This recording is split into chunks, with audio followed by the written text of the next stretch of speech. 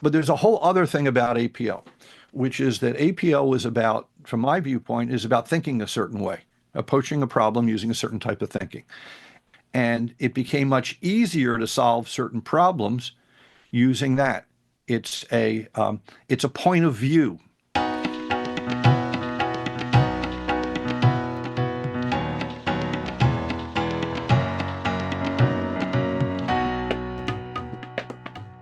Welcome to episode 101 of ArrayCast. My name is Connor, and we have a very special guest that we will get to introducing in a couple minutes. But first, we're going to go around and do brief introductions. We'll start with Bob, then go to Stephen, then to Adam, and finish with Marshall. I'm Bob Terrio. I'm really excited for today's show, and I am a J enthusiast.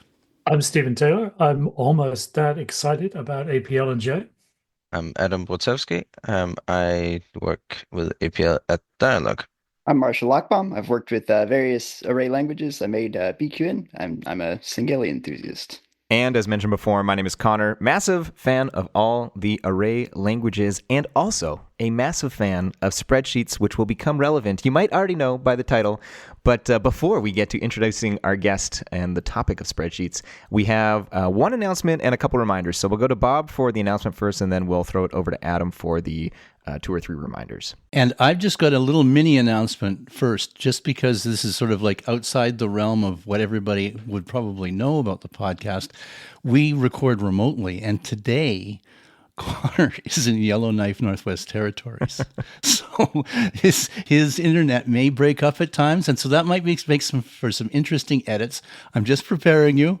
But when you hear Connor, he's actually talking, and it's a beautiful sunny day up in Northwest Territories. I can see him right now. And, well, it's just quite amazing, this sort of worldwide thing. Anyway, my announcement is actually also quite exciting. It's about Juno, which is a new IDE that Martin Zohek has produced. And it's based on Donald Knuth's literate programming. And what he basically, it's an interesting interface. It runs on Wasm, and so it basically runs in your browser. And you program in little paragraphs, basically. And in the paragraph, you can see what the results are. And then you can update and remove paragraphs around. It's in development, but there will be a link to it. And it's very exciting. A lot of people have been responding very positively to this. And it's a different way to program in J. And so really hats off to Martin for what he's done. It's been a big contribution. I've only had a day to play with it. It's interesting. It's not the way I usually program, so it might take me a while to sort of get into it. But yeah, it's really, really, really neat. Awesome. We will leave a link for that in the show notes. And over to Adam for the reminders, I believe. Yeah, it's just to remind you of the spring of real-life meetups. So on March 19, then the British APL Association has a real-life meetup in London, UK. So that's in addition to those bi-weekly meetups they have online. On March 27, 28, there's the APL Germany spring meeting in Berlin, Germany. And on April 7, there's the DINA, that's the Dialog North America spring meetup in New York. Awesome. We will make sure to leave links to all 3 of those as well. And obviously, if you are in the area and interested, be sure to check those out, because I've definitely been to some in the past, and they are a ton of fun. And it's becomes a rarer opportunity these days to meet up with folks in person. With all of those reminders and announcements out of the way, it is my great pleasure and honor to be introducing our guest today, who is Dan Bricklin. For those of you that recognize that name, you will know him as the co-creator of VisiCalc, the first edition, if you will, of all the different spreadsheet programs. You know, most folks are familiar with Excel and Google Sheets, but it all started back in 1979. I think we will get the full story, hopefully, from Dan with VisiCalc. And, I mean, the stuff that I think it was the Isaacson biography on jobs. I've read a couple different books about the story. VisiCalc gets mentioned in a couple of these books as, like, some people argue it is the main reason that the Apple II was as successful as it was, because VisiCalc was such a powerhouse of an application compared to, there were other programs on the computer, but people would buy the Apple II specifically for this program. So it's quite amazing. I should mention that Dan co-created VisiCalc with Bob Frankston. And on top of that is the CTO of Alpha Software Corporation and the president of Software Garden, as well as, has, I think, founded a couple other software companies. We're going to get all into it. And the last thing I'll say about him is that on his Wikipedia page, and I don't actually know how many folks we've had on of our guests that actually have a Wikipedia page. It says he's sometimes referred to as the father of the spreadsheet, which is quite amazing. I mean, I've on record saying that I had at one point 3 different Excel versions on my computer because as a former actuary, I absolutely love Excel. And anyways, we're going to throw it over to you, Dan. Super excited to have you here today. And maybe we can start off by you giving us your own personal, short version or long version of your history from how you got into computers to VisiCalc to where you are today now. Okay, thank you. I was always interested in technology of various sorts and stuff like that. And in the days when I was in high school, which would be in the the mid 60s, 1960s, you couldn't get access to computers, and knowing about computers were hard and stuff. But when I was, I think it was 15, a local high school, not the one I went to, but the one that my cousin went to, had a terminal to a time-sharing system. The Philadelphia public schools had a handful of schools, the magnet schools or something. There were some high-end schools, some schools in neighborhoods with more disadvantaged people. All of these had access. These few schools had a terminal. And my cousin came home one day and said, "Hey, look," he came over to me and said, "Look at this book about Fortran. We now have a terminal and you can use it." And I was like, oh, I had been building circuits with transistors and stuff like that, but computers, I couldn't figure out how to build computers. And I read this book, Fortran Programming by Decima M. Anderson. And then I went over to visit. And then many afternoons, I would go off to Germantown High School in Philadelphia and be able to go in there and try programming on this QuickTran terminal. This was a version of Fortran that ran on an IBM computer that was downtown Philadelphia. So this was highly unusual for anybody to have access to computers in those days. Then I would beg, steal, and borrow for more time by calling up the Department of Public Education in Philadelphia saying, "Hey, can I come down and use one of your computers?" And they let me come down, where they were, these 1401 computers that I could run card decks through it. The next summer, the summer that I turned 16, that would have been, 67, I guess. I took a course at the University of Pennsylvania, a National Science Foundation course, down the hall from where the first digital computer ENIAC had been built. And so I got a little bit of semi-formal training, but a lot more computer time on a mini computer that they had there, an IBM mini computer in 1130. I then got a job at the University of Pennsylvania at the Wharton School when I was in high school, doing some programming and, being computer operator, where you rip off the printouts and hand it to the grad students. And so I got some experience there. Did programming mainly in Fortran. But it turns out when I was at the University of Pennsylvania, down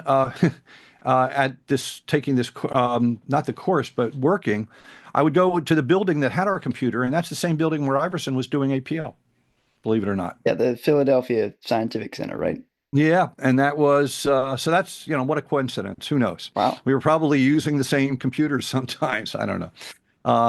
And I'd be bringing my card decks in or whatever to run my programs and stuff.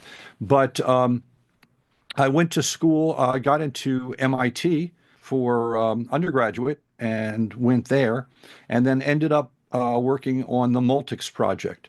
Multics was a time-sharing system An awful lot of the ideas about operating systems came out of that. Bell Labs had been involved. When Bell Labs left the project, they built their own mini version of Multics, which was multiple, into a single one, Unix, and Unix came out of Multics. And then, of course, Linux came out of out of Unix, and that's what we use for so much stuff today comes out of that. There, I programmed. I was in the part of the. I got a job working with Multics as a, way to be able to help pay for going to school besides taking the courses I took. And I worked with some of the pioneering people in programming, and I worked on the part of programming that had to do with interactive programming. Interactive programming languages, interacting the command system that we use that you would type stuff into. First thing I did was write something where you could say 2 + 2 and it would say 4 at the command line. You'd say calc 2 + 2 would come back with 4. We didn't have something like that. You had to write a program before that. So I wrote a program that there may still be a Unix version or something, convert date to binary, where you could type dates in all sorts of different ways, like tomorrow or 3:30 tonight or whatever, and it would be able to figure out and create a date value for you and stuff. So I worked on that. So it was always in the user interface side.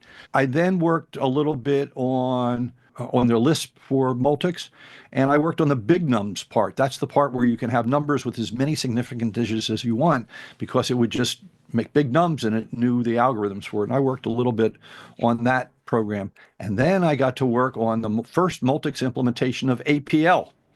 And that was kind of cool. It was led by a particular person there.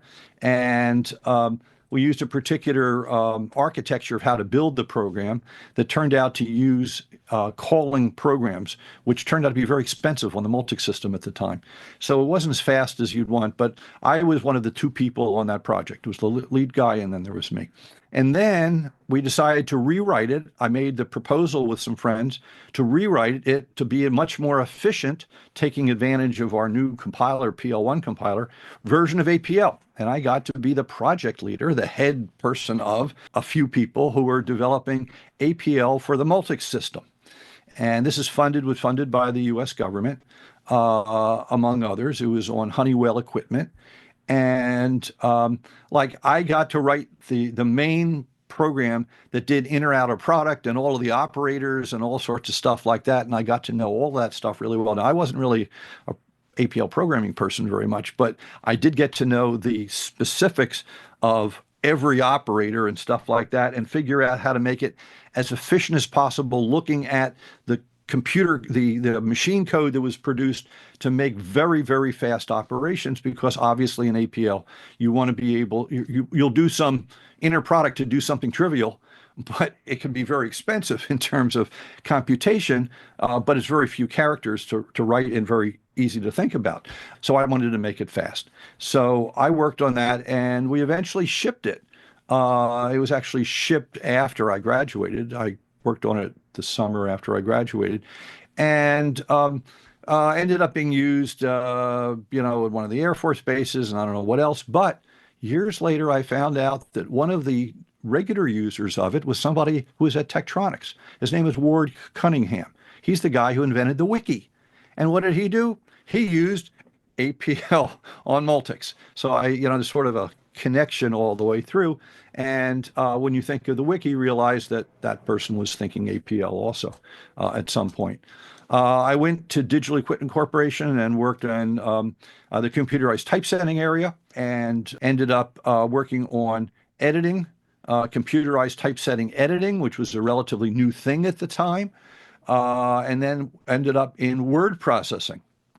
The first word processor from DEC, which was one of the first screen-based word processors at the time. And and I was project leader of that development, had a few programmers on it. So this was a thing where you had automatic word wrapping and stuff like that, and the printout, and learned about regular users who would be using it. And in typesetting, you learn that people are paid by the keystroke, and you want to make it very efficient in terms of very concise. Obviously, coming from the APL world, I was into concise stuff. We figured out how to be able to make it very easy and not the commands would be very concise and easy to use. Implemented this word processing system, which was used by regular users who didn't care about programming or anything. And it ran on a very small computer, a PDP-8 that fit in a desk. So it's kind of like a very small mini computer, like a microcomputer. Helped develop a microprocessor-based terminal with a screen and all that. And then after DEC, I went to work for a small company that made electronic cash registers for the fast food industry. And you use microprocessors. And I learned about a small company building hardware based on microprocessors. It was this, I think, the 6800 that they used or something like that. And I learned that small companies could make some cool stuff.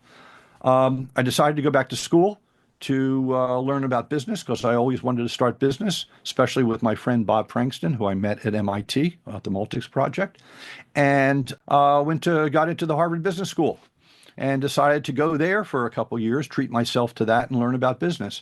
And it was there that I was with like 80 plus people in class, and we learn about, running numbers and doing all sorts of stuff. And I have a talk that's on TED.com where I talk about this part of coming up with the idea for the electronic spreadsheet. And you can take a look at that where I tell it better than I can tell it here, and which has some visuals. But I came up with the idea of making a way to be able to put numbers and words together to lay out the output, where basically you're drawing the output at the same time you're showing it the formulas that are behind each of the places on the screen. And then came up with, well, it would work much better because I need to be able to identify each of the cells, each of the places where the values are, rather than making you make up a name like A or or sales or whatever, that I'll use the location like a map, A1, B1, C1, D1, etc.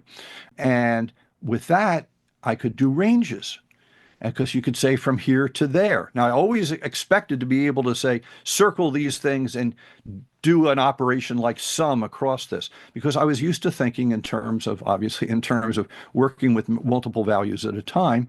And but what you get out of having a grid is very easily having ranges.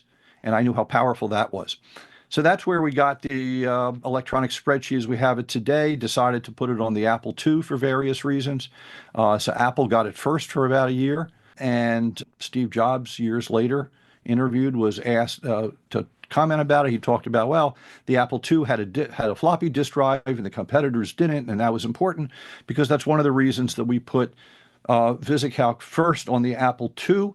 And he said, if VisiCalc had been put on some other machine, you'd be interviewing somebody else right now. Wow, Steve Jobs saying that. So the VisiCalc became very popular. The Apple II became very popular. And eventually other programs that were like spreadsheets like VisiCalc, SuperCalc was the first, and then many others. Eventually there was one called 123 that came out of us. And there's various stories on that. But 123 could read VisiCalc files, and then eventually years later came Excel, and Excel could read 123 files, so you could take a VisiCalc file, and then so the basic idea has stayed the same. In fact, some of the keystrokes are almost the same, but the idea of recalculation, of having a grid and ranges and stuff like that has stayed with us to this day. Is that what you were looking for, or is that way too long? It's definitely not way too long. We've had a couple folks that come on and they'll stop and be like, should I stop? And then we're like, no, keep going. This is like, better than a Marvel movie is my quote. Well, I think I got the end of the spreadsheet story that you're going to need in terms of, I've been involved a little bit with spreadsheets since. I've implemented a few of them since for various reasons, but that's not been the main area of my life. I've done a lot of other stuff. Right now, I'm working on data collection on mobile devices, like in factories, when doing inspection and stuff like that, where internet connectivity is spotty. I've worked in the pen world in various incarnations over the decades. Most recently, a note-taking product early in the life of the Apple iPad, which I programmed myself for the iPad, became a very popular product, Note Taker HD, for a few years. And so I'm into tools for regular people to be able to do their work. That's what I build. Yeah, I mean, there's a bunch of follow-up questions. I just the main thing that I find remarkable is you kind of just when you talk about you came up with this idea, and I have a TED talk about it. Like, it's not the word is you're nonchalant about it, but like one could tell a version of that where you have basically invented the most popular programming language / paradigm, in that, some people will say they'll give you like a top 10 list of programming languages by the number of programmers. And then someone will come along and they say, well, you've left out the number one. It's Excel programming, like spreadsheet programming, which people will get into arguments of whether it's programming or not. But the number is like, last time I checked, it's like 250 million people in the world are doing that kind of programming, of which I have written crazy like study programs and things that spreadsheets were not designed for, but with VBA at the back end and whatnot these days. And I think Simon Peyton-Jones added Lambda. Like, the stuff you can do is incredible. So I'm just curious to get your thoughts. Like, at the time, did you realize like the significance of what you were doing, or is it only in hindsight that you realize you basically invented the most popular way, arguably, of programming today? Well, I mean, if you're a programmer or a developer of something, you always have to believe that what you're doing is going to be amazing. Otherwise, why go to so much trouble to be able to do it? And I had worked like on word processing before, which did not catch on as fast as you would think back then. All sorts of things I've been involved with. So I saw the computers were not catching on to that extent, but we knew that it was valuable, that it would be. When we did VisiCalc, well, first of all, VisiCalc, the way that it did save was it basically wrote out keystrokes that when it read back in would actually recreate the spreadsheet. It would start in the bottom right, which was the faster way for allocating, and it actually had the commands as if you had typed it in. So it was like a macro. So it had an ability to do macros built in, and people actually wrote other programs that wrote these type of files to do things. I think a company called FactSet did that, among others, that's still around in the financial world. And then later on, we thought of the idea of adding macros and stuff like that with ifs, etc. So early on, we knew the idea of connecting it to other systems. But when I was trying to figure out, I was working with Bob. Bob did most of the programming, and Bob Frankston, because I was still in graduate school. I was in Harvard Business School at the time. And Bob knew how to program the 6502 chip, which is what the Apple II had, and had tools for doing that. And I helped him, though, with some design of the internals, programming internals and how things were laid out. So we had to decide numbers. What's the maximum number of significant digits that we should support? Remember, I came from a world where there also was unlimited significant digits, but let's forget that. The reality of computers was we wanted to be able to, we had to say what would be the max that we would allocate for. And I said, I don't know, what could this possibly be used for? How about the budget of the United States of America? How many digits is that in dollars, not in pennies? And that's how we ended up with the number of digits that we, rounding it to what fit in bytes, and stuff like that. And of course, it turned out a few years later, the Wall Street Journal had an editorial where they said, hey, Reagan has a new budget, and all over Washington, people have their yellow legal pads and VisiCalc spreadsheets out, figuring out what it meant. So people actually used it for that. So, we hoped it would be used. We know it should have been used for it, but and we assumed that somebody would come up with something better. But right now, it's been, so 1979 is when we shipped it. 78 is when I came up with the idea. So that's a long time ago. And we haven't come up with something better yet that is dominant, right? Right now, thank you the people who did Google Sheets, that Google picked up to, for Google Sheets, they decided to be Excel compatible, so everything sort of all works the same way. Nowadays, we're moving towards AI and stuff like that, where while that may be programming, it's not the type of programming we think of when we do exact expressions, characters that you put in, like you did with APL and like you did with assembler language and whatever. The spreadsheet is kind of like that style of programming. Maybe we're getting out of that style of programming where you just, vibe programming or whatever. So it might actually be a programming language that goes even longer. Who knows?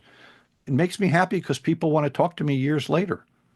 I get inducted into halls of fame from computer museums, and I just did that last week down in Atlanta, Georgia. They have this new computer museum that you probably get a kick out of it because they have so many supercomputers down there. They're just craze all over the place, and silicon graphics and all that were used to do the type of calculations that that use many numbers and arrays and stuff like that. Yes, Bob. Yeah, I had my hand up. Man, you're picking up on everything here, Dan, because I don't think I can't remember when we first talked whether I said we sort of mentioned who was going to talk next, but I just put my hand up to my ear and bang, you're on it. So what I was going to mention, and thanks to you, prior to this, Bob Bernicki and Whitney Smith made available to us a bunch of audio tapes of IP Sharp, and I created a documentary on IP Sharp. I created, I'll say a documentary, although it's really just Whitney's raw tapes of talking to Ken Iverson. And you put me in touch with the Computer History Museum. It's a different museum. It's a California museum, not in Atlanta, but yes. That's in California. I'm also in the Hall of Fame there, whatever, but yes. Yeah, you are. And you put me in touch with people. As a result of that, Whitney and Bob are putting together, and I think Connor's involved with this too, are putting together the files, the audio files, and they'll be listed and curated, and then they'll be available through the Computer History Museum, which is, thank you so much for mentioning that. That's the place. I mean, that's so much stuff is there. They have interviews from people that were alive, interview with stuff. I was on a panel with Bob Frankston and Charles Simoni, who was the head of the Multiplan project and a lot of other things over at Microsoft. We were on a panel there, and who should be in the audience but Donald Knuth, and I got to meet Knuth, and people like that. And so that's a really important place. They try to have as much stuff, and they do some stuff with software, and you want to be in that museum because that's one place people go. I have videos that when I was at my company, Software Arts, that did VisiCalc, we paid for the Boston Computer Society, which was a local computer club, but a very powerful one that had lots and lots of members that would get incredible speakers, and I would pay to have them videotaped.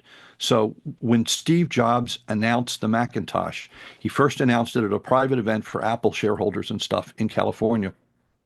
He then flew across the country with the whole development team of the Mac, and they showed it publicly at the Boston Computer Society. And we have a video of that, which we got people to donate. Brad Feld and other people donated money to get those tapes digitized really well. We have interviews with the head of the IBM PC group at the time.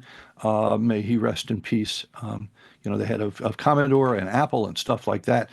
Bill Gates, all speaking. So you should have the stuff. Obviously, the stuff from Iverson should definitely be in that set. The fact that it wasn't, to me, is a surprise and a loss. In the old days, everybody knew the APL programming language. Now, that may be because of the jokes about it, but they knew they may have used it, and they knew that there was value there. The jokes about can you figure this out? But then later, Perl became the language that you would say that here's a one-liner. Can you figure out what it does? Of course, the uniqueness of the use of a different character set, because the ability to say, I'm not going to compromise. I can take advantage of the golf ball printer, typewriter thing on the IBM PC, and then later on some of the video terminals that we were able to use. Those things are important in the history of computers and computer language, besides the fact that people used them to do stuff that was valuable. How much do you think the typeset, the glyphs, were really instrumental in identifying APL? How much do you think that held APL back? And to me, it's like I'm talking to Forrest Gump right now, because you're in the middle of everything that's happening. I wasn't in the middle. I was peripheral to a lot of it. I was in the middle of some of it. Okay, some of it I was in the middle. I was peripheral, obviously, to APL, but not completely peripheral in that I had to implement my version of it that a few people used. Well, first of all, if you were using teletypes and stuff like that, that wasn't very good. That was a problem. If you were using Selectrix, the only problem was you had to push the button, take the ball off, put another ball on, put it back down. So it was a little, it was a little bit of a problem, but it didn't, and you had to put little stickers on the keys. But then once, the video terminals came in that could do any character, you had less of that. So I think that held it back a bit. On the other hand, it made it special that it had that, and it showed a freedom of thought that probably inspired others in other ways. It made it harder for us. Luckily, one of the programmers we had in our project was the one how to do the driver to allow us to be able to use those characters that were not the normal character set, and be able to use that ball and stuff. And worse yet, to be able to use the escape, the break key, which actually was not a character, but a thing that actually supposed to cause a disconnect or whatever in the connection or something, and make that sort of the backspace erase key or something, whatever. I remember, and being able to program a single character into two characters, that was a pain, and that became a major project for him. I think it was Paul Green who did that. I mean, whatever so it was more of a challenge. Well, something like Lisp, which used just a lot of parentheses and stuff like that. And then there's PL1, which used other characters that you didn't see. It wasn't in the 26 plus, the few characters. It used vertical bar, and stuff like that, and the caret. So different languages. Maybe it helped PL1 and stuff like that used, and others that used characters, the brace key, that weren't in the original basic character set of the early ASCII and EBCDIC that we programmed in. So maybe that helped break that through. That's a good thing to think about. Was that the one that's, all the way over here that got the freedom of thought that we don't think twice about when you think of the C language, having all these characters that were not in the Fortran character set, were not on an 029 key, punch card, that weren't in the paper tape that you read, for the deck stuff in the old days.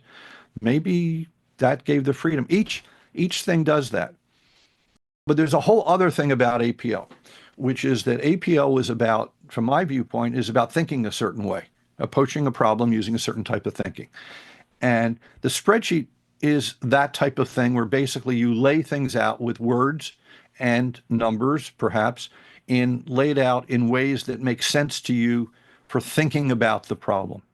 If you happen to think about the problem in terms of lists of numbers and arrays and, whatever ways, if you're that type of person, which is a certain type of person, it's not most people, but most people don't think of any way of calculating and, and stuff like that. But if you're that, then it was the appropriate way to describe your problem and how to solve it.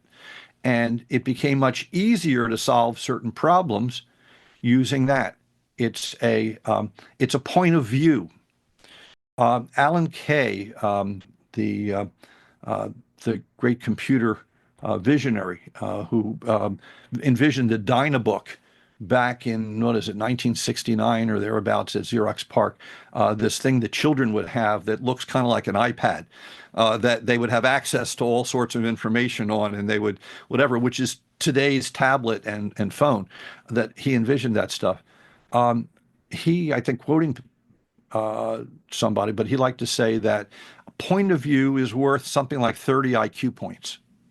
In other words, how you approach something.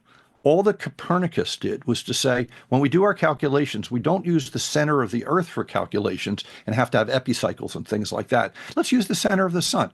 Change our point of view to say that. Suddenly the calculations are a lot easier. And that's the same type of thing. Some things, for some problems, thinking of them in the space of what APL was very good at is the appropriate thing. For other things, it was tedious. The same thing with the spreadsheet. The same thing with regular programming, procedural programming languages, opposed to others. Programming languages that didn't have pointers versus ones that did. I mean, so this thing of that point of view is worth it. I say this to my wife all the time. Whenever she can't find something, and then I say, "Oh, it's right over there," it's because I'm standing here and you're being blocked by that chair and can't see it, but I can. Point of view is worth, and that's an important way of seeing things. That the way you approach stuff. This was the head of the Multics project, Professor Fernando Corbato, may he rest in peace, who was the head of this project, and he wrote some papers that were in the late 60s, I think, about the Multics project. And Multics the first 7 years. Multics was late. It took a long time. And they talked about a variety of things. And one way that you get people to continue funding your project is get them using it for something they care about, and then they will fund you forever because they need it. And so that happens with lots of languages and stuff. But they also found out that their research showed that you could get advances by improving your compilers and your tools and stuff like that, by factors of 2, 3, and 4.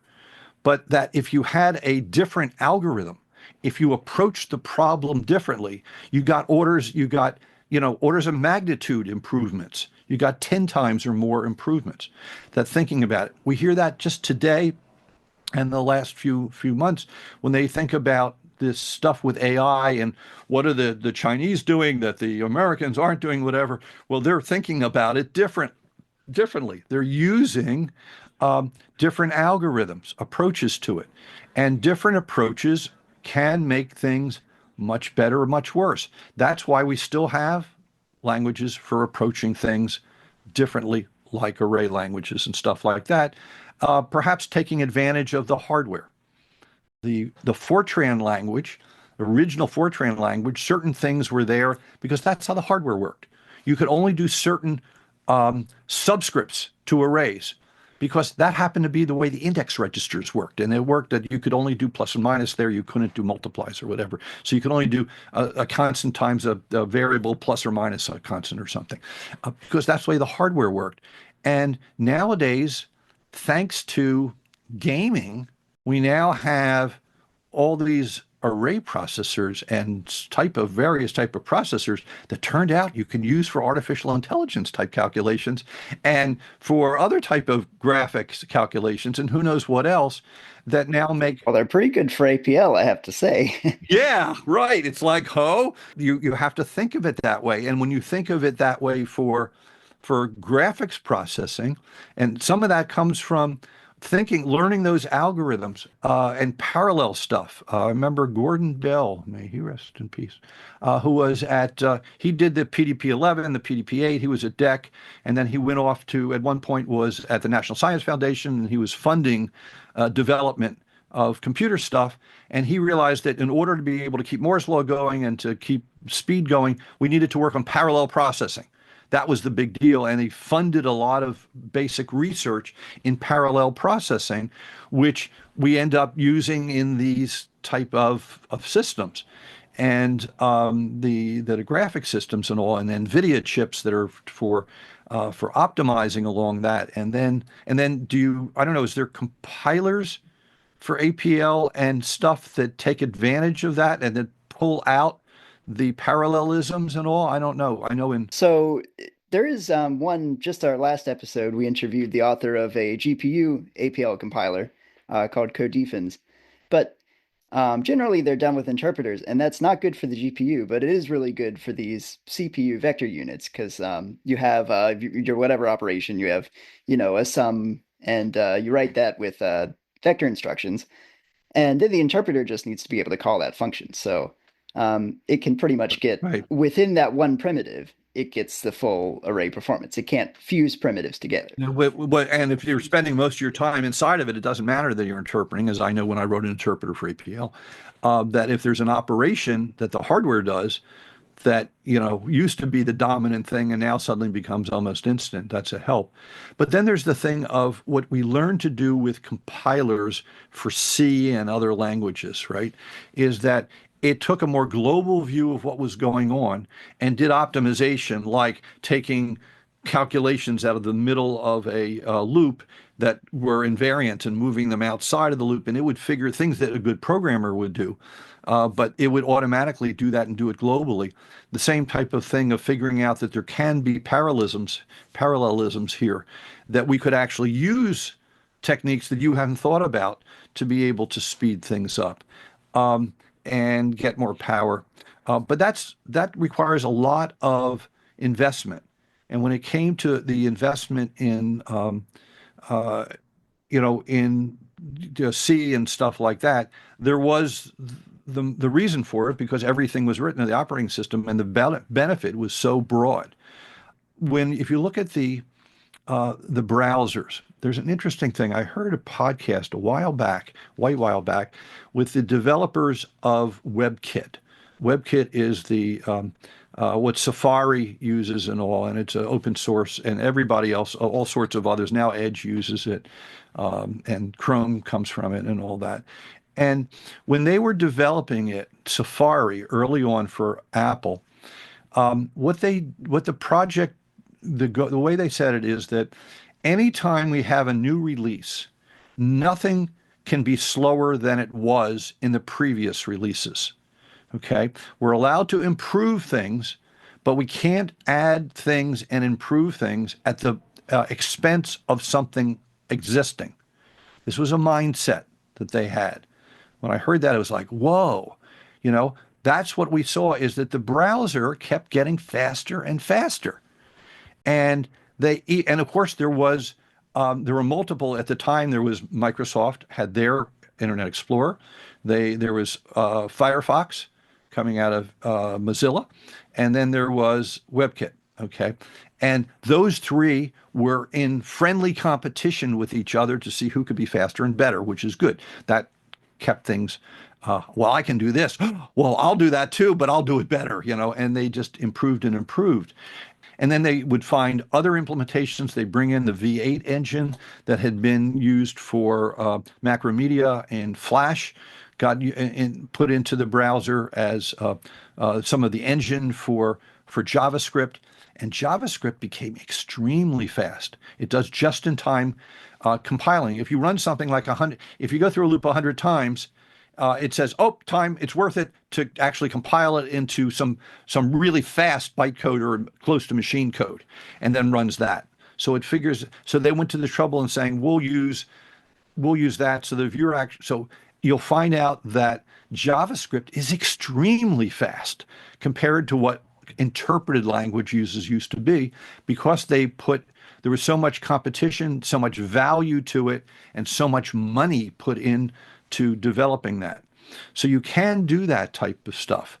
And it could be true with that. And we'll see what happens over time.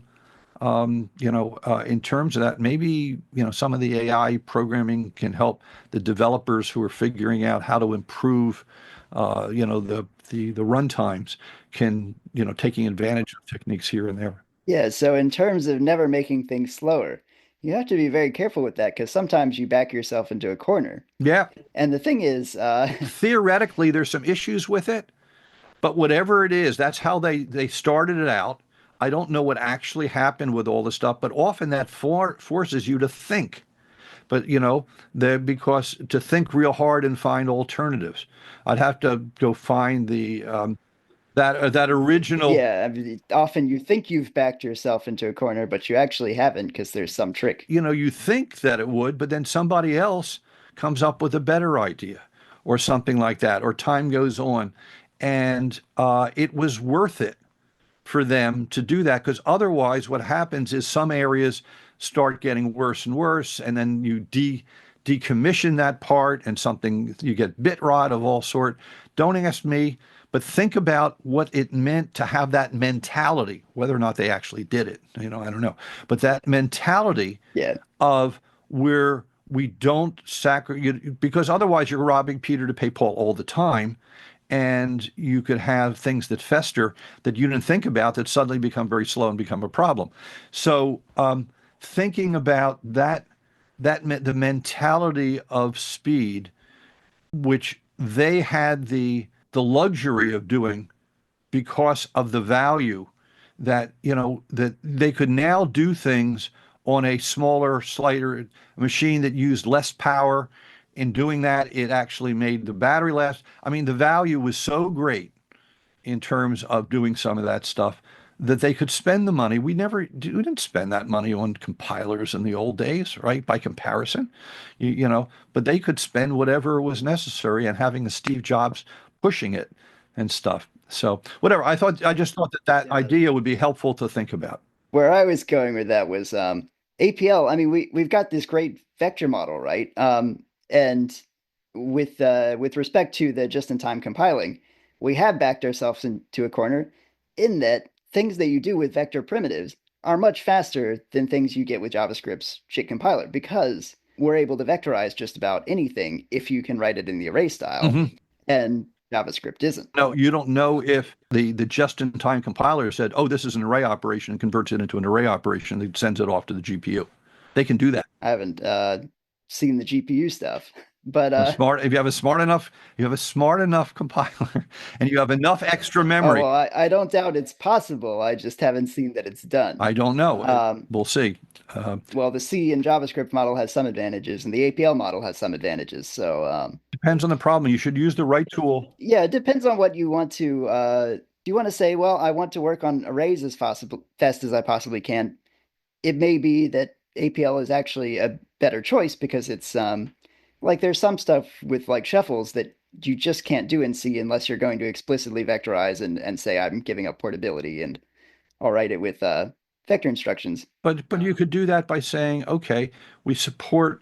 There's an APL module that you can access and write your the the subroutine for it in APL, just like you write stuff in WASM or whatever, and you can the being able to put various languages together if you have the right stuff. Yeah, but you'd rather do it without making the programmer learn two languages, right? So, of course, from the APL side, we in APL would like to get the benefits of just-in-time compilation without giving up our vector benefits.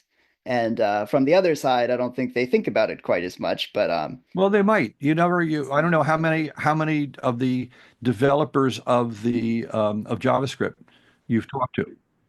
Definitely, talking about, because they're looking for advantages. Their a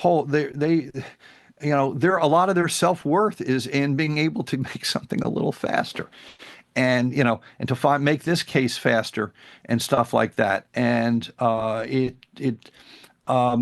to take advantage of stuff like that, if they could detect that a particular vector could be used there, or an extension, a function that could be added, a built-in function that allowed you to think a certain way and use that, would be helpful. They add stuff all the time. They add, various primitives and stuff like that to the JavaScript language all the time and stuff. But then a lot of stuff is not even done in JavaScript. It's done in the assembly language underneath it, WASM or whatever, and which is out of my world. That's why it helps to talk to others. If you can find people on those teams, on the Mozilla team or the WebKit team, find those people, and and they like to be able to have if their runtime could support other languages on the top, they'd love that. It makes it more valuable, and it gives them something cool to work on, you know, and to take advantage of the GPU that's there anyway, that they're already taking advantage of for other things. Think about what they have to do to be able to make CSS work. Yep. And CSS is doing all sorts of, transformations and stuff. And so it has to use, and is doing stuff that maybe, I don't know, how much they use the GPU, because they're doing animations and stuff like that in CSS. So the browser already is taking advantage of and may already have some of the primitives there ready to be called, and you just don't know it. So whatever. That's why it helps, not just to have meetups among yourselves, but to meet people elsewhere. Maybe here I'm sort of an in between. I know a little bit about the JavaScript world, and well, I program mainly in JavaScript right now. Though I programmed in Objective-C, and I programmed in in a machine code for this language, this machine, to C, C++, and I programmed in lots and lots of different languages. But you know, I mean, the big thing that I got to make APL real fast was to start using go-tos. God forbid go-tos. You're not supposed to use it. You're supposed to use. Oh, we still use them once in a while, mostly for like early exits and stuff. Well, the thing is that by using the right type of computed go-tos, where you use a variable go-to, to set that up at the beginning and then say go, and the inner outer product would do its thing, jumping around and all that. I was able to double the speed in some cases because the other way of doing it, the lookups of various sorts and all that were not just setting up, that had tests in it and stuff. You spent all your time doing testing when you could make it much faster, and that's how my computational thing was so much faster, because I took advantage of this particular feature that was theoretically, philosophically a no-no, but made the thing, if you looked at the actual machine code that was produced, which I was constantly looking at, was much faster. So for optimizing, because there are two things. There's the optimizing of the expressiveness of the person expressing the algorithm that they want to express. They want to. That's the important one. That's a real important one. And then there's the converting that expression into something that the computer actually runs. And those are two separate things. They're related in that you want to make sure that things that you express have the right hardware to be in the right way to do it, to make them efficient. If it's a good thing for thinking, it should be hopefully efficient for running. And if it's an efficient thing for running, it would be helpful if you could provide a way to take advantage of it that was logical for the way you think about the project. So you sort of have to balance those. Yeah, well, and that's one issue with JavaScript that I was thinking about, is that like JavaScript can't make quite so many assumptions because its arrays are mutable. So it always has to keep in mind the possibility that it does something with an array. No. It looks at what's running and other stuff and says, this is not changing. Here, I'm only using 5 elements of the array. I will make it a structure. It does this in the just-in-time. I mean, it is doing incredible. It is doing incredible looking. This is the stuff from when they learned from compilers. It is figuring out to say, oh, it could be any, it could be a lookup for all these things in an object, but you're only using, these 5 always. Let us turn it into a structure where everything is at a known place, and we'll use that. I mean, it can do those things because it first of all, it can see it when you're running. It can put a little bit to detect when that isn't the case, and then break out at that point. I mean, the hacks that are done. It definitely has tools to analyze this, but there are a lot of cases where it just says, I don't know. Like, so if you've got a function that returns an array and the function's used in complicated ways, then it doesn't know how that resulting array is going to. No, but it may detect that array is. I mean, the thing when you have runtime and you have a lot of power, I don't know all the things that it does. I just know it runs like a bat out of hell. And that it is so fast to do stuff that I write interpreters in JavaScript that are so incredibly fast. I mean, we're talking about, I'm writing in JavaScript an interpreter that isn't a very smart interpreter doing stuff, and it is going through loops at incredible speeds. And so that I'm able to keep up with people typing and stuff like that. And I can take advantage of that. So I've seen the speed increase over the last, decade or two about that. And that should be that type of thinking could be applied to array stuff, because the hardware has increased by not by factors of 2, but by factors of 10 and 20, whatever. I just saw something that say that it makes Moore's law look like it's flat. I mean, how fast NVIDIA has been, how fast over the last few years NVIDIA products have gotten. So we now have incredible speed advantages that it may be worth spending a lot of time, getting things ready to run for something that can run now real fast. So I don't know. But I'm talking theory. I don't know the projects, the problems that you're solving with your systems. I don't know what ideas from the languages that you're using you can provide in other languages. Yeah, well, so I mean, Yeah. maybe to give an example of the kind of thing we do, I don't claim this is the most valuable thing to be doing, but it's pretty fun. Uh, I was working on outer product recently, and the way we do outer product is instead of having any sort of looping, well, okay, there is looping, but instead of doing the loops in the order that the outer product suggests, we take the left argument right, each single element of the left argument turns into a row of the result, or it applies to a row of the result. And that's together with the entire right argument. So what we do is You're having me think from many years ago, but yes, go on. Yes. we expand out this left argument. We do it's a replicate. So we say, each element is repeated 5 times, 20 times, whatever the size of the right argument is. And then we just repeat the right argument over and over. And then we combine the Right. So you're using mathematical. You're using mathematical manipulation, stuff like that, algebraic manipulation, to be able to say, here's how I can optimize and stuff like that. There are many ways of optimizing. One thing one can do, though, is also to say, let's take some of the thinking that you use when you're writing in these languages, make it available as some functions that can be used in the JavaScript, the Python, the other worlds, and let's increase and name them carefully, and put them in those languages and show why they're valuable, and to get people thinking algorithms that way.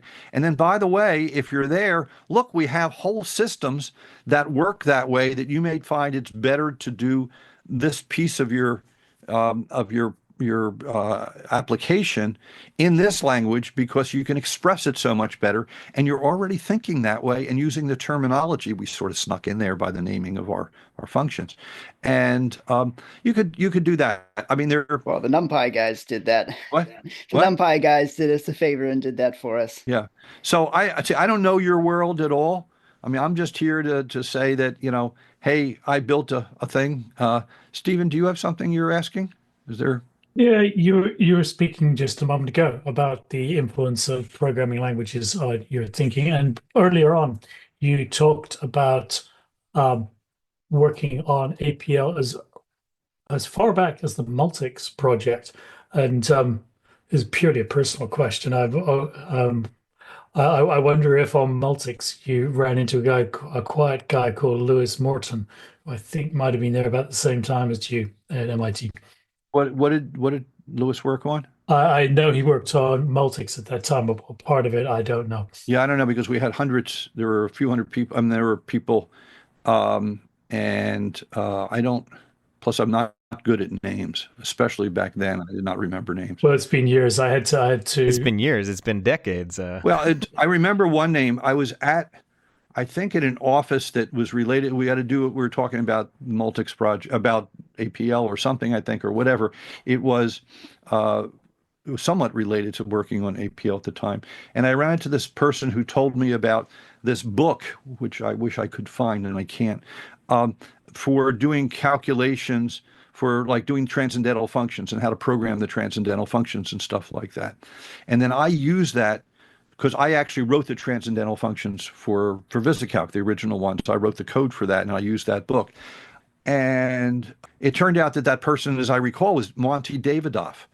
And then I read Bill Gates's latest book. I don't know if any of you have read it, but it's worth reading his new book, Source Code, about his childhood. You'll get a kick out of it. Any of you who are old and remember how hard it was to get computing time in the old days. Or if you're a parent and want to learn about parenting, his parents were incredible in what they did for raising a gifted child, an unusual thinking child. And Monty told me this book. Well, turned out he's the person who did the arithmetic stuff and transcendentals and all that for Microsoft. And the listing that's in the inside, the front cover of the book and stuff like that has his name on it. And he was, one of the first people. He worked on the original BASIC for, he did the arithmetic routines or something for the floating point or whatever, I don't know, for it. And, whoa, but I remember that it was, I think, in an office that was related to my work on APL, that I ran to him, that I learned how to be able to transcendentals. So the VisiCalc had transcendentals, which we needed for all sorts of stuff. So the world is connected, and it's worth running into people. You never know who you're going to run into. Well, a little later on, you spoke about the your discovery that with the grid metaphor of VisiCalc, you could now do ranges, and I understood you at the time to be relating that back to your previous work with APL. It's like, I know how useful this is. Yeah. I've been assuming that you would be able to say when I originally had a VisiCalc using a mouse, and you would just say you would circle these things to select all of them and push the sum button. I always was thinking in terms of that, but the ranges that the grid gave me a syntax for being able to type that into a formula. But yes, go on. Yes. So I was wondering if there were other instances in your work subsequently where the early training, if you like, in APL thinking identified ways you could exploit it. Yeah, it was some of it had to do with the implementing it, because remember, I was not programming in APL. I barely, I couldn't understand a lot of the complicated, I had to write test programs just to test things out. I didn't actually use it very much. But the thinking that I had to do to develop an APL interpreter is what influenced me quite a bit, because I got into efficiency and, an efficiency of doing the same thing over and over again, and how to be able to write very efficient speed programs. When I was at DEC, I learned how to write very small programs. I programmed a display processor that had 256 bytes total of programming space, I think it was. Or was it 512? I'm trying to remember. And what we did was, if you had a test, and if the test was true, we would set the high order bit of the instruction counter, and if it was false, it would be the low. So you would go. I mean, it was a very, very small machine. So I'm used to writing very, very tight code, but very efficient code. And some of that came from working on advancing from the first version of APL that was way too slow to one that was competitive, that was fast, and what techniques I used in implementing it, and implementing something that I could not change the language because it was unforgiving. I had to do every damn operator that Iverson decided to put in there. I had to make every single one of them work. That wasn't up to me to be able to say, this is a hard one, I'm going to punt. And that was really important, I guess, in my development. I hadn't thought about that before, but I guess that was really important in my development. And so the APL was a catalyst for me, but not because it was an array language. That just happened to be the side, but it also made me appreciate what you could do when I knew all of the cool things you could do within or out of project. And I could say, did you know if you did this, max, it's a, inner product of max over this, whatever is the way to be able to find the largest number in an array or something. That's so cool. So that you could think that way. That had an influence on me. But I didn't actually have problems that needed it very much, other than typing in examples I saw elsewhere from other people, which is, I'm not one of those people who thinks that way. But, that's the whole thing, is that different people think different ways, and you give them the right tool. If you gave an accountant a spreadsheet, they're like, "Wow, this changes my whole life and all that, etc." You showed it to a regular computer person. They said, "Of course, a computer can do that. I can write a program. There's nothing special about that." And if you showed it to regular people, they'd say, "Well, computers can do anything. Can't they predict the weather and stuff? What's so special about it?" It was only when you got the people who were thinking a certain way, who said, "That's what I do for a living. I spend 20 hours a week doing a problem you just did in 5 minutes. Thank you. So by the way, here's a credit card. Please take it." Yeah. So this is something I want to follow up on. Is you've mentioned a couple times, and it's. I mean, when you read as many APL papers, I guess it's not a coincidence that you hear the same thing a couple times.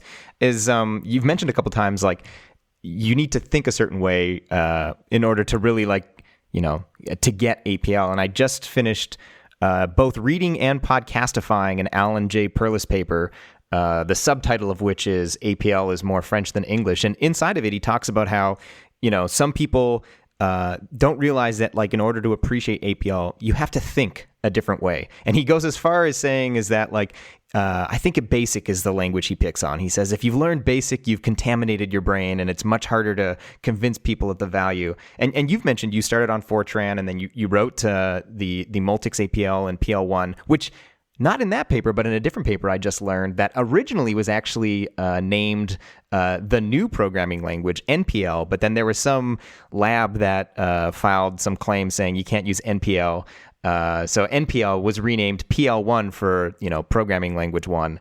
Anyways, as a fun anecdote. But anyways, I'm interested to get your thoughts on, like, having started in the land of Fortran and then, over your time working with PL1, yeah. You seem to have grasped the value of APL, yet you also, I'm not sure if you were referring to APL, but you were saying that's not the way that necessarily your brain works. Like, from your perspective, like, what was your experience when you landed on APL, having started in Fortran land? I learned something early on when I was at the University of Pennsylvania and working in that computer department at the Wharton School.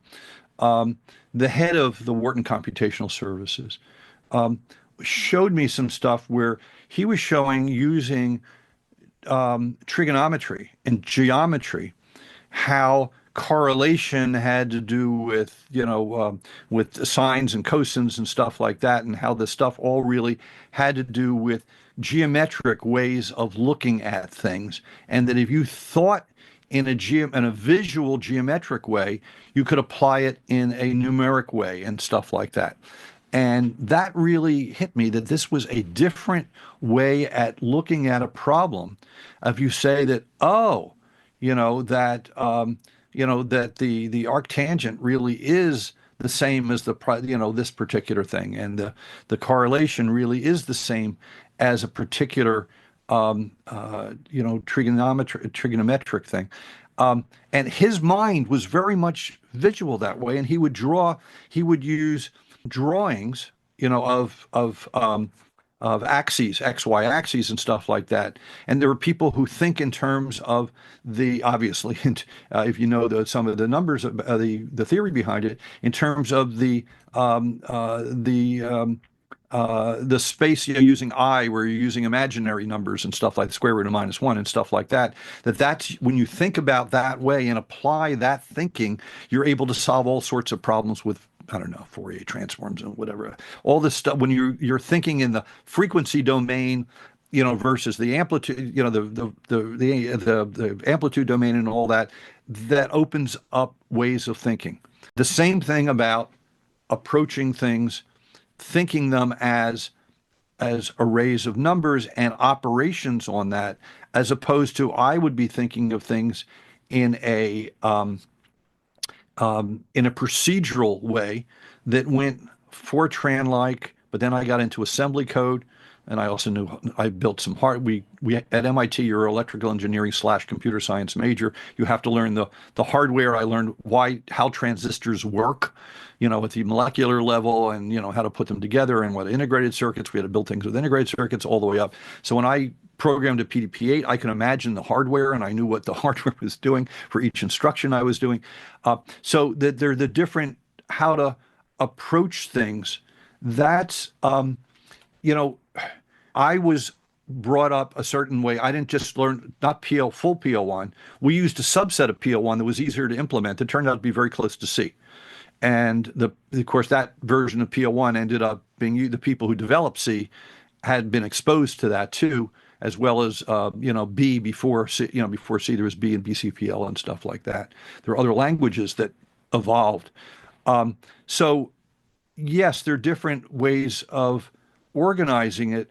When you look at, okay, I worked in the area of handwriting and not handwriting recognition as much as using ink on pages.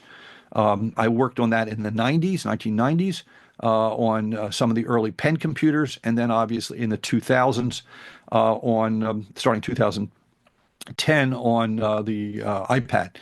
And so I was involved in the 90s with note taking for something like there was a thing called Daytimer, which is a book that you would carry that had a page for every day. Or 2 pages for every day. And there were places to put, it was time on it. It was what we now think of as a calendar and whatever. But, we worked with the Daytimer Corporation because we were making a electronic version of the Daytimer that used ink, handwriting with a pen on the computer screen. And this person at Daytimers, they used to watch people. Well, there were a few people there. They would go out to airplane clubs, where people hang out before they get on the flight, where the rich people, or the people who business people are, and they'd stand at the phone booths and they'd watch over their neck. They'd be looking over people and to sort of see over their shoulders to see what they were doing and what they were writing and how they were using Daytimer. And some people wrote on the right page, some people didn't. Some people drew their own line. Some people used a line for this. Daytimer learned to write very thin, very light ink so that you could either use the stuff they had or ignore it. And what this person said is what they think is that people take what's in their head and write something on a piece of paper that when they look at it again in the future, it will give them back the thought that they started with. That they're basically taking their thinking and putting something down that represents their thinking in a visual way that will recreate it for them or for somebody else. And if you think of what people do when they produce exhibits and stuff for a case in the business school or for anything that explains something, the way they put the words and the numbers together and what they lay out and where they put sums and where they put extra lines and stuff, the order of the columns and all, that has to do with a way of thinking and how to approach a problem. And if it turns out that a tool, the spreadsheet, turned out to be aimed at people who think in terms of a piece of paper with numbers and words on it that are organized generally in rows and columns, but they're not all homogeneous, and there's other stuff around it that matters. Okay, and that's turned out to be a very popular and very powerful thing you can do for many things. But for other operations, if you're in other areas, you have to think differently. If you're in different, you're approaching people who are, I guess, in weather, you probably have to think quite different if you're trying to forecast the weather. It's different thinking. And if you're thinking in terms of a time axis and all sorts of, it's a different way of thinking. The time axis is not the same as as a real multiple possibilities and stuff like that. The spreadsheets only have, one calculation at a time. Though I had proposed, and we actually shipped at one point, something that allowed 2 values in each cell called by values, so that you could show the last and the previous and this one, and you could show the difference, whatever. But different ways of thinking are important. And the more you can show how this way of thinking is useful for something and much better, you want to not just be twice as good, you want to be 10 times or 100 times as good. Then people will switch to it. The spreadsheet wasn't just better than the calculator, it was 100 times better for certain things. Desktop publishing was 100 times better than you typing it up, scribbling it, sending it out to the typesetting place that would typeset it and then send it back and cost a fortune. So the payback was in, you first time you used desktop publishing and paid for the Macintosh and the the laser printer and the software, compared to sending it out to a graphics shop. So you want to think about what type of things your way of approaching it, your tool's way of approaching it, how does it make it so much easier to think about and solve, not just because it's technically faster, but because it makes the thinking, this thing of back to the AI stuff of, are some of the people in Japan, in China, thinking differently and approaching the problems differently on certain things, and that's why they look like they're suddenly advancing without having the hardware. They're able to do it with the algorithms. That's the way computers have always been. So hopefully that's helpful. No, it's echoes so much of the stuff that I think about on a day-to-day basis. And I know we've only got a couple minutes left, but I did see Adam put his hand up. So hopefully we can ask and answer a question maybe in 3 minutes or so, and then we'll land the... I'll try to be short. Yes. Yeah. Maybe I'm opening a giant can of worms here. You were clearly aware and somewhat versed in APL in thinking up VisiCalc. Yet now look at the ref card for it, and the formula language looks very similar to what I've used in Excel and Google Sheets and other things like that. It's not a coincidence. No, I can understand that. But where did that come from? And it's only very recently that some spreadsheet applications have gained array comprehension, the ability to apply a single formula to multiple cells of data, which I'm surprised by if it was so much in your mind, this idea of working on collections of data. So what happened? Wait, VisiCalc was to get it to do all the things that it did. It did split windows that if you scrolled one, they scrolled in all. The whole thing would run in 32K of memory. Okay. That includes the storage for the spreadsheet, the program, the operating system, and the buffer for the screen. Okay. We had no space to do anything.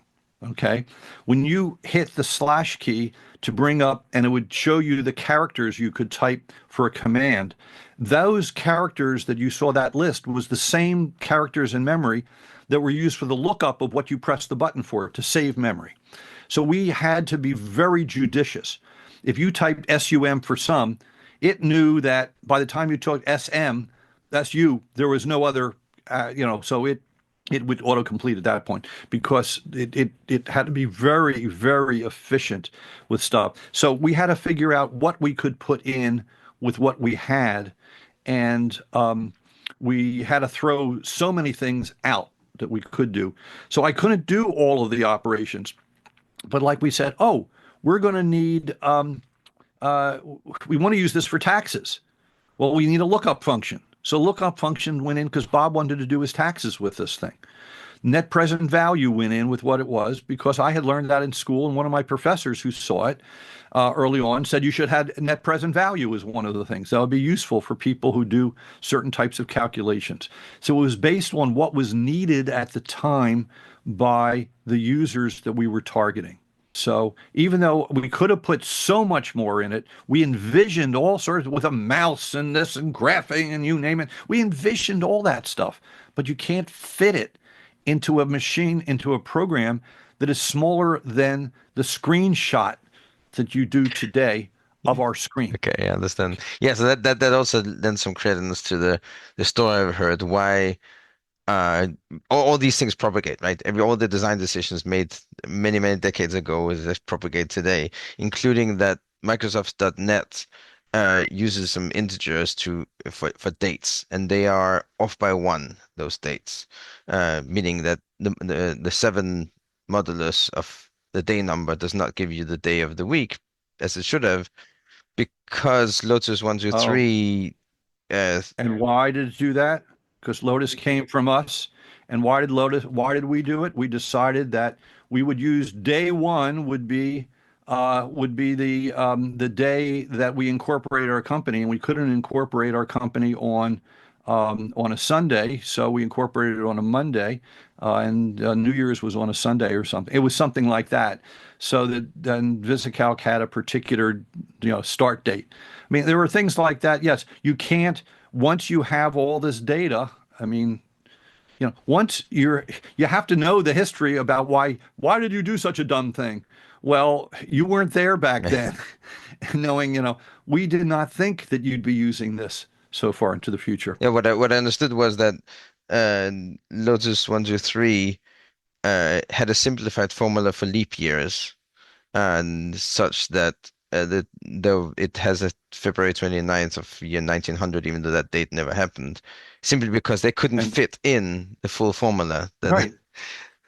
Right. We had to fit this thing in. When John Sachs wrote the program, I mean, and he was under great pressure to get it done real quick. That was just one minor little thing. So, and we're stuck with everything's like that. You're stuck with what you've done. If you want to reset it, it can be very expensive. Sometimes we have to, like in Y2K, we have to. So, but we're at our end of time, right? Yes, I'm just seeing that we're hitting the half past the hour. So, I mean, thank you so much, Dan, for taking all this time to chat with us. My pleasure. I know I'm not the only one here that's saying this has been an absolute blast, especially as a spreadsheet fan since my youth and till today. But yeah, thank you so much for taking the time. And we you never know, maybe in a year or two, we've got some emojis floating up with some numbers. We'll maybe reach back out and see, because I still had a couple questions, but it's been an absolute blast having you on. Okay. Thanks a lot. Let me know any feedback that you get from this, and be interested in it. So, good luck. And before we say goodbye, if you want to ask any questions, comments, thoughts, you can contact us at contact@arraycast.com is the way to get in touch with us. And we've had some interesting responses this week, which have been very gratified. Everybody does enjoy it. We had one response from a guy who actually walks around Simon Fraser University and goes to Simon Fraser University, which is where Connor and I both went to university. And he's listening. I think it was the first year episode. He's listening to it while he's walking around. He says it was quite a surreal experience. So thank you for all those kind of responses, and you can get in touch with us at contact@arraycast.com, and we look forward to hearing from you. And thanks as always to our transcribers, Adam, who does the initial. I'm actually working with Sanjay on the transcription, so you can let us know if we get something wrong. We're getting pretty good at it, but you never know. We work at it. And with that, we say happy array programming. Happy array programming, everyone.